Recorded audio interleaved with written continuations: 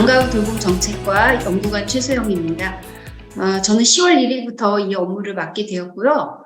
사실 11월에 이 주제로 발표를 한다고 했을 때는 저희가 지금 국정과제로 추진하고 있는 초등 전일제 교육에 대해서 시안이 발표되는 걸 전제로 아마 이 아카데미 교육과정을 짜셨던 것 같습니다. 그런데 일정이 다소 좀 지연되고 해서 12월 연내에 시안을 발표를 할 예정이에요. 그래서 오늘 사실은 시안 발표 전에 자세한 얘기를 드릴 수는 없지만 이제 국정과제에서 이야기하는 정도의 수준에서 그리고 질의응답이 나오면 어느 정도 뉴스 보도된 범위 내에서는 제가 답변을 드릴 수 있을 것 같습니다. 그간 방과 후 돌봄 정책의 이해라든지 배경 필요성 이런 거를 아주 잘 알고 계시겠지만 제가 다시 한번 정리해드리고요. 내년에 새롭게 시행되는 초등 전일제 교육에 관한 이제 정책 방향을 아주 개략적으로 말씀드리고 또 저희가 이상적이라고 꿈꾸는 이제 우수 사례들을 동영상을 통해서 만나보시도록 하겠습니다. 잘 아시겠지만 지금 예상보다 빠른 저출산으로 인해서 학령기 인구가 줄어들고 우리나라 미래를 이끌어갈 인재가 없습니다. 그리고 지금 있는 학생들은 한 명 한 명 매우 소중한 우리나라 미래 인재죠. 그래서 학생 한 명 한 명에게 개인별 또는 맞춤형 교육을 통해서 미래 인재로 성장해 나갈 수 있도록 국가와 지방자치단체 또 마을이 온 마을이 함께 노력해야 되는데요. 출생아 수 변화를 보시면 17년에 30만 명대 진입한 이후로 지속적으로 감소하고 있습니다. 21년 교육 통계 자료에 보면 출생아 수는 26만 명에 그치고 있고 출산율이 0.81입니다. 사실 통계청에서 장래 인구 추계를 했던 것보다 18년 빨리 출생아 수가 30만 명대로 진입을 했고요. 지금은 출산율 1% 미만대의 시대를 지금 지나고 있습니다. 그러다 보니 이런 이제 원인을 잘 분석해 보면 사실은 결혼과 출산에 따른 고비용 사회 구조 때문인데요.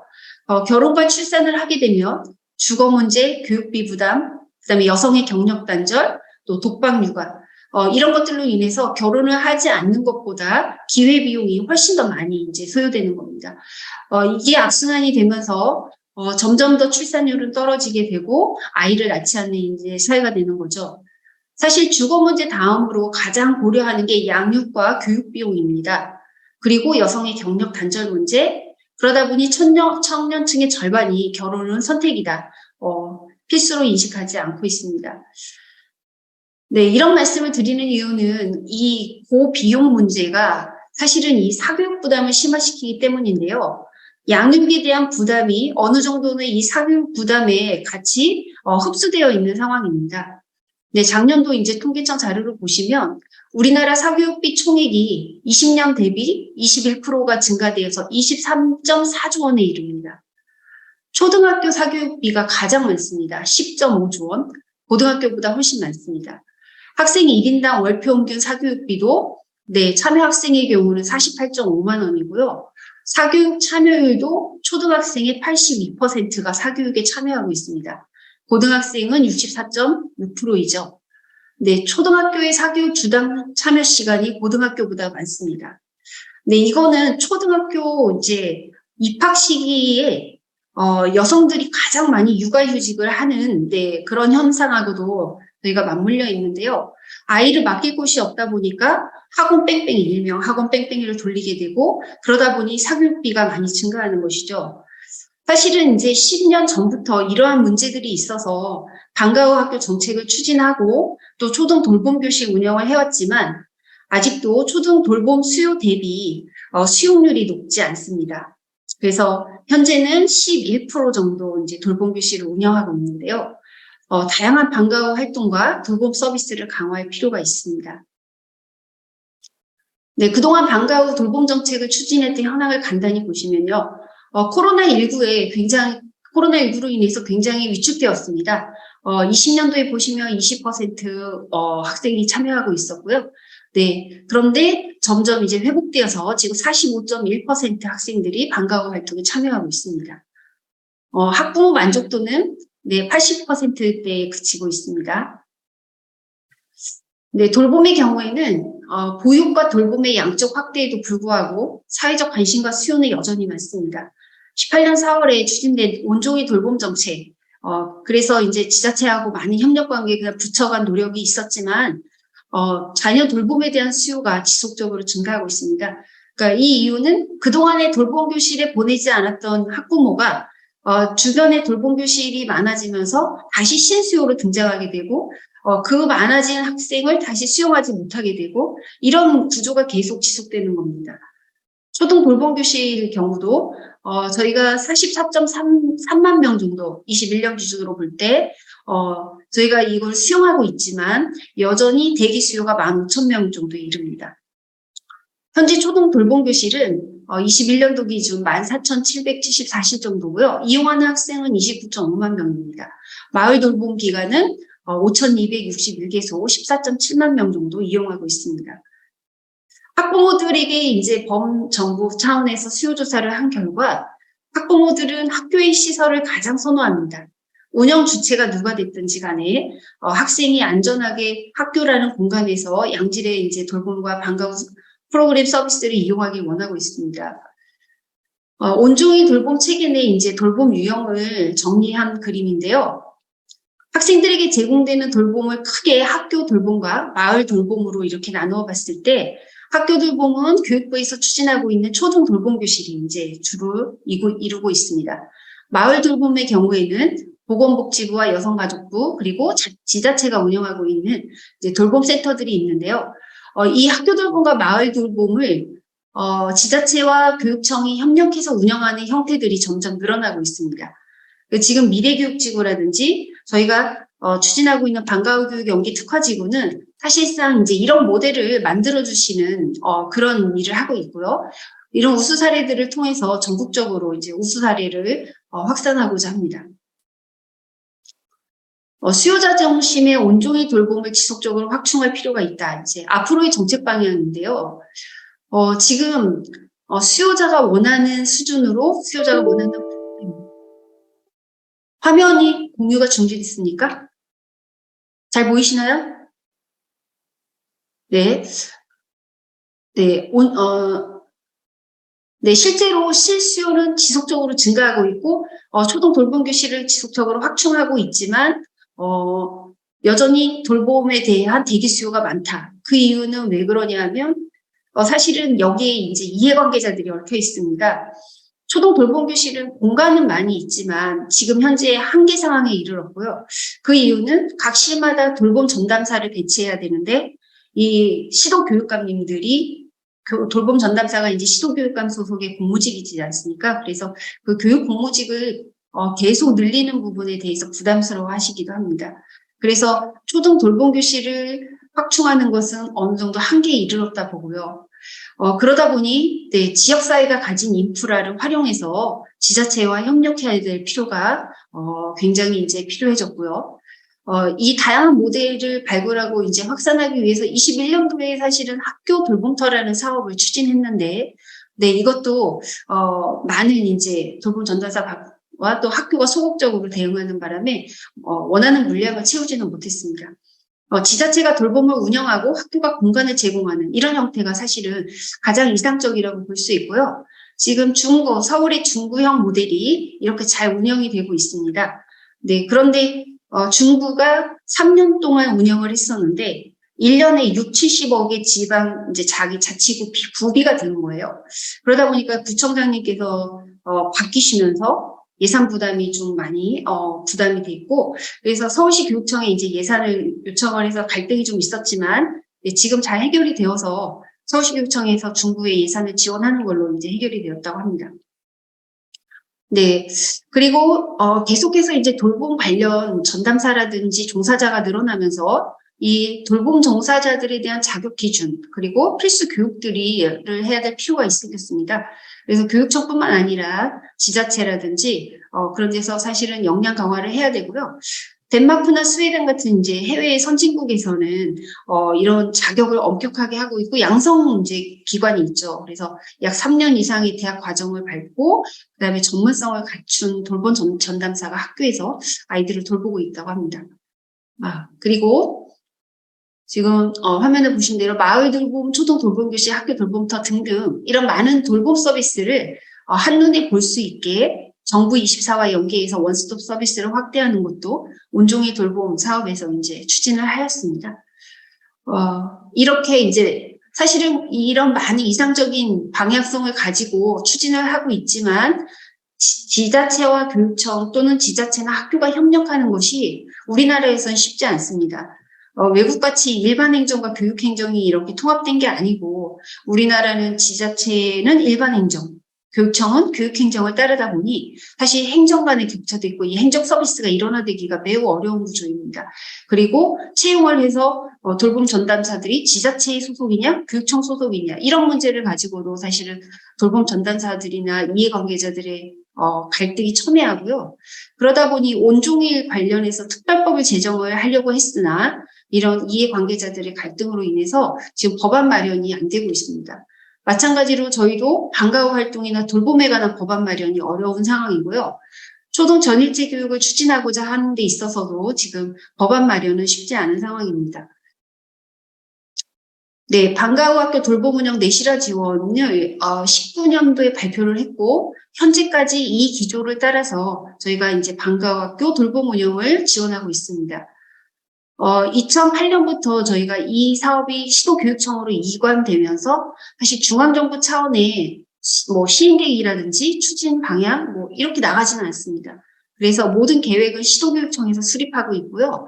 저희는 이제 내실화 방안, 이제 2019년에 발표한 게 있어서 그거를 가지고 이제 정리를 해서 말씀드릴게요. 네, 그 당시 19년도부터 지금까지 현재도 마찬가지지만 비전은 학생 중심 미래교육 실현을 위한 지역사회 연계 방과후 학교 돌봄 제공입니다. 그래서 이를 위해서 학생 성장 프로그램을 활성화하고 그다음에 소외계층 학생에 대한 지원을 강화하고 또 지역사회 교육기구와 연계해서 프로그램을 다양화하고 방과후 학교 운영 행재정 지원을 강화하고 초등 돌봄교실 서비스의 질을 개선하는 겁니다. 초등 돌봄교실 서비스 질 개선 방안은 작년 하반기에 발표되었습니다. 이것들에 대한 전제는 지역사회와 단위학교, 유관기관이 협업체계를 구축해서 마을에 있는 자원을 충분히 활용을 해서 학생들에게 양질의 서비스를 제공하는 것인데요. 사실 이게 잘 되고 있는 자치구도 있고 여기에 들어오신 이제 미래교육지구는 굉장히 잘 된다고 볼 수 있고 그런 노력과 의지가 강하다고 볼 수 있습니다. 지역사회에 있는 다양한 인적, 물적 자원을 활용해서 학교 안팎에서 학생들에게 돌봄과 방과후 프로그램을 제공하는 것이 이제는 학교 안에서 모든 교육을 한다는 그런 이제 인식을 벗어난 지 오래잖아요.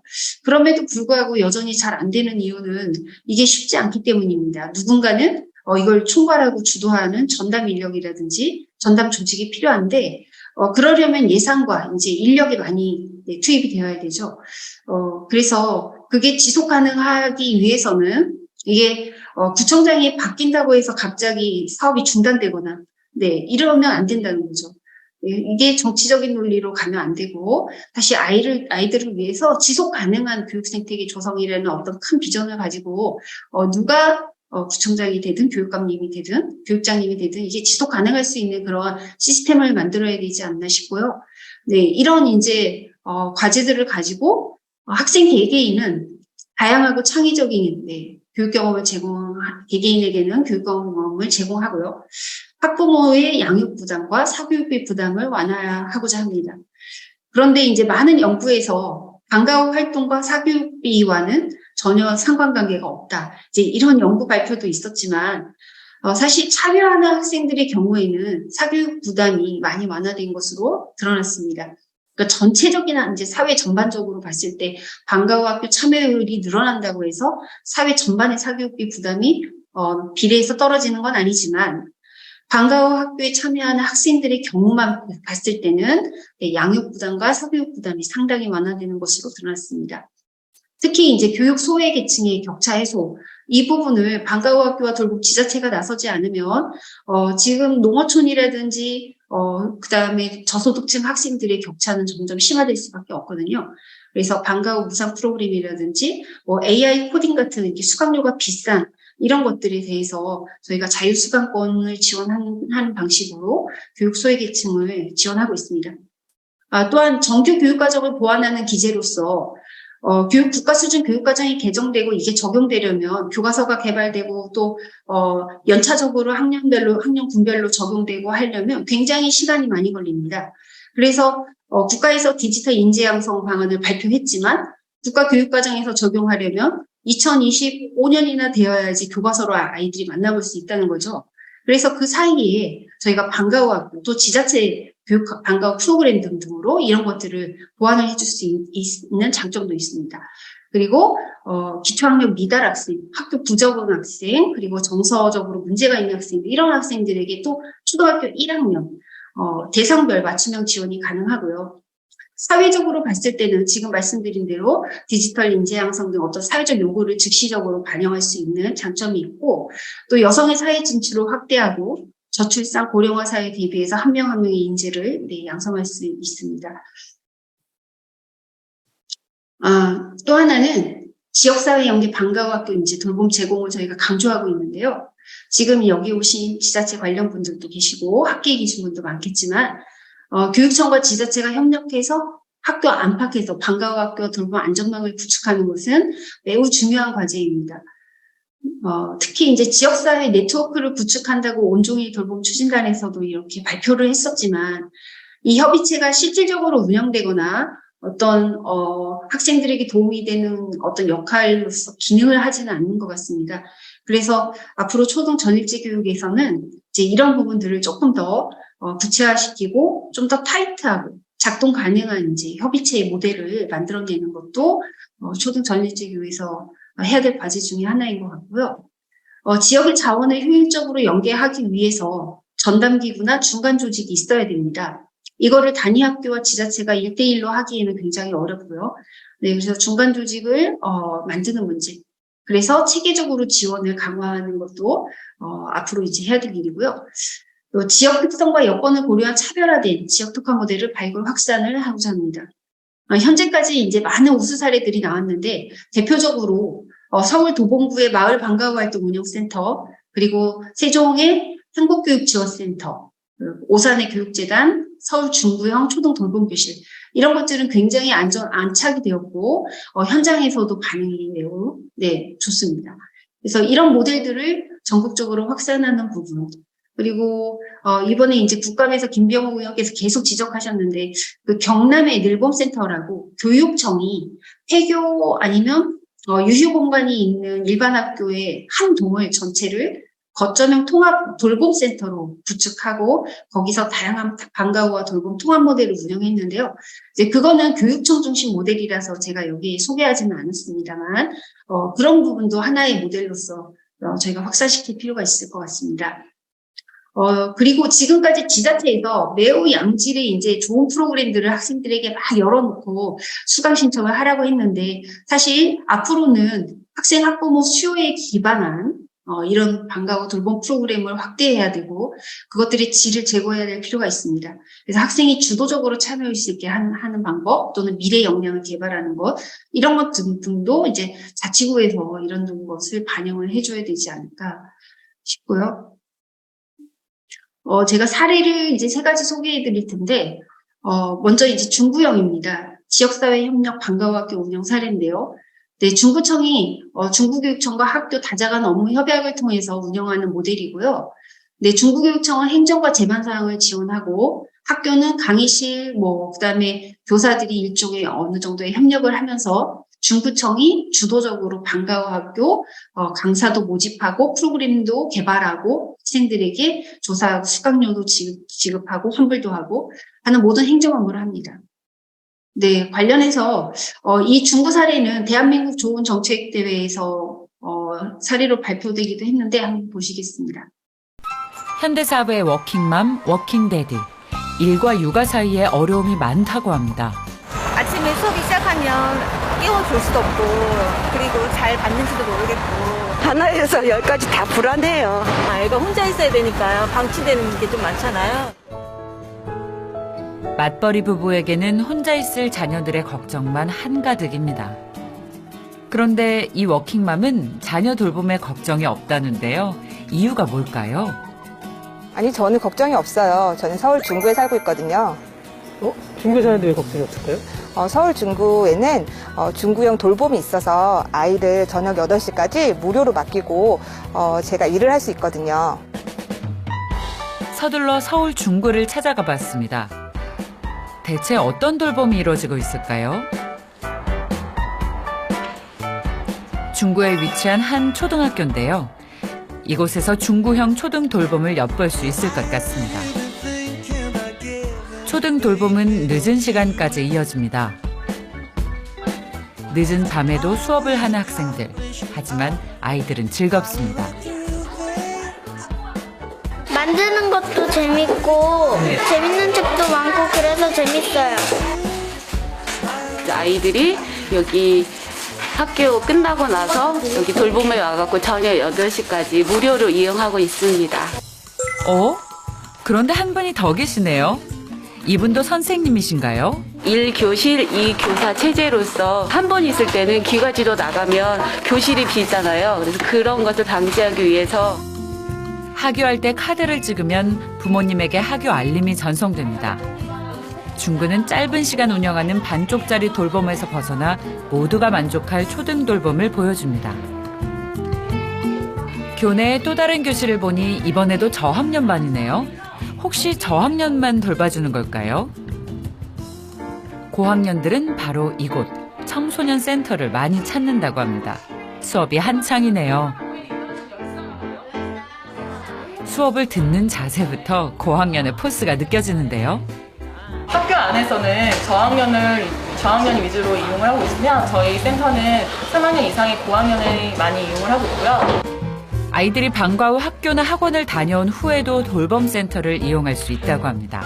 엄청 재밌어요. 많은 프로그램과 많은 활동을 할 수 있어서 좋은 것 같아요. 간식이랑 석식이랑 너무 많이 먹어서 좋아요. 이곳에서는 간식과 저녁 식사까지 무료로 제공되는데요. 아이들의 끼니를 걱정하는 맞벌이 부모님들도 또 아이들도 가장 만족해하는 것 중 하나라고 합니다. 진짜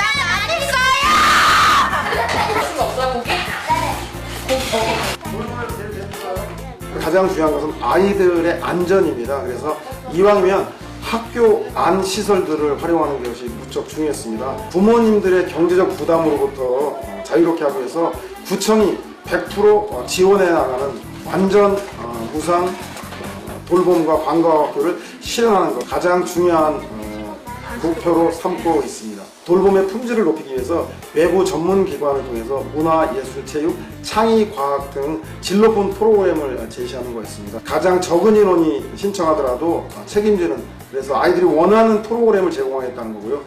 교내에서 방과 후 학교 기타 수업이 이뤄지고 있네요. 방과 후 학교는 희망하는 모든 학생들이 참여할 수 있습니다. 몇 학년이에요? 3학년 지금 어디서 오는 거예요? 학원에 5학년이 4명 있고요. 3학년 학생이 1명, 총 5명이 함께 수업을 진행하고 있습니다. 다양한 프로그램이 무료로 운영되고 있어서 많은 학생들이 수업에 참가하고 있는데요. 인기가 없어 수강하는 인원이 적어도 폐강되지 않고 원하는 수업을 받을 수 있다고 합니다. 코드도 배우면서 제가 좋아하는 기타도 배울 수 있게 됐어요. 멀리 있는 친구들이랑 학원에 다니면 좀 만나기가 어려운데 같이 학교에서 들으니까 만나기가 쉬워서 좋은 것 같아요. 어느새 저녁 8시.